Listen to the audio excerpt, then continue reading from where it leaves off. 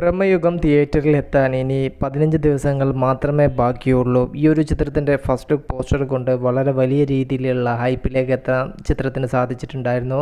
അതിനുശേഷം ഈ ഒരു ചിത്രം പക്ക ബ്ലാക്ക് ആൻഡ് വൈറ്റിലാണ് വരുന്നത് എന്നുള്ള ചർച്ചയും കാര്യങ്ങളെല്ലാം സോഷ്യൽ മീഡിയയിൽ നിറഞ്ഞു നിന്നതോടെ ഹൈപ്പ് നിലനിർത്തി മുന്നേറാൻ ഈ ഒരു ചിത്രത്തിന് സാധിച്ചു. ഇപ്പോൾ ഇതാ മറ്റൊരു വലിയൊരു വിവരമാണ് പുറത്തു വന്നിരിക്കുന്നത്.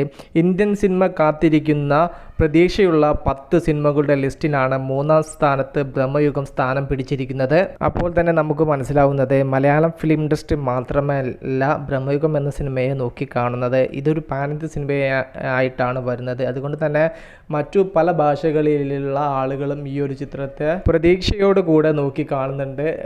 ഫെബ്രുവരി 8-ാം തീയതി അല്ലെങ്കിൽ 9-ാം തീയതിയോ ചിത്രത്തിൻ്റെ അഡ്വാൻസ് ബുക്കിംഗ് ആരംഭിക്കും വേൾഡ് വൈഡ്. ഇന്ത്യക്ക് പുറത്ത് ട്രൂത്ത് ഗ്ലോബൽ ഫിലിംസ് ആണ് ഈ ഒരു ചിത്രം വിതരണത്തിന് എത്തിക്കുന്നത്. അതുപോലെ തന്നെ കേരളത്തിൽ ആൻഡ്രോ ജോസഫാണ് ഈ ഒരു ചിത്രം വിതരണം ഏറ്റെടുത്തിരിക്കുന്നത്. സിനിമയ്ക്ക് ഹൈപ്പ് കൂട്ടാൻ അണിയറ പ്രവർത്തകർ ഒന്നും ചെയ്തിട്ടില്ല. ആകെ ചിത്രത്തിൻ്റെ ഒരു ടീസർ മാത്രമേ പുറത്തു വിട്ടിട്ടുള്ളൂ. കാര്യമായിട്ടുള്ള പ്രൊമോഷൻ വർക്കുകളോ കാര്യങ്ങളോ ഒന്നും ആരംഭിച്ചിട്ടില്ല. എന്നിട്ടും വലിയ രീതിയിലുള്ള ഹൈപ്പ് ഈ ഒരു ചിത്രത്തിനുണ്ട്. മമ്മൂക്ക സിനിമകൾക്ക് പെട്ടെന്ന് ഹൈപ്പ് കയറുന്ന ഒരു പ്രവണത ഈ അടുത്തായിട്ട് കണ്ടുവരുന്നുണ്ട്.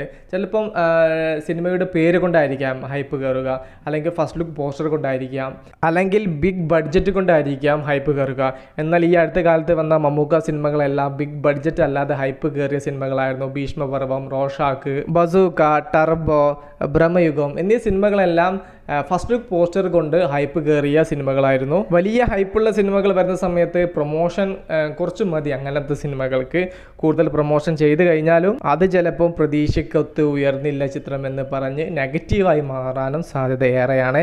അത്തരത്തിലുള്ള സിനിമകൾ മലയാളം ഫിലിം ഇൻഡസ്ട്രിയിൽ ധാരാളമായിട്ട് കണ്ടുവരുന്നുണ്ട്. അതിൻ്റെ ലേറ്റസ്റ്റ് ഉദാഹരണങ്ങളാണ് കിങ് ഓഫ് കൊത്തയും അതുപോലെ മലൈക്കോട്ടെ വാലിബനും.